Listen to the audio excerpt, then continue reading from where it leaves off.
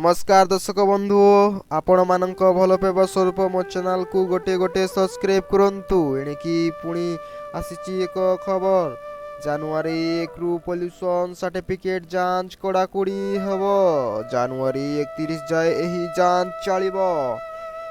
जो गाड़ीर वैध PUC नथिबो सेमानंकु petrol diesel मिलिबनी गाड़ी सम्मुखरे प्रदूषण सर्टिफिकेट स्टिकर लगाइबा व्यवस्था करा जिवो ए नै सोमवार परिवहन विभाग तैल कंपानी और डीलर संघ मध्य बैठक पर सूचना दैछंती परिवहन commissioner Amitabh Thakur. Petrol dealer association तैल कंपानी अधिकारी और परिवहन विभाग अधिकारी परिवहन कमिश्नर अमिताभ ठाकुर बैठक होइतिला। बैठक में निष्पत्ति होती पुश सर्टिफिकेट सचेतन करा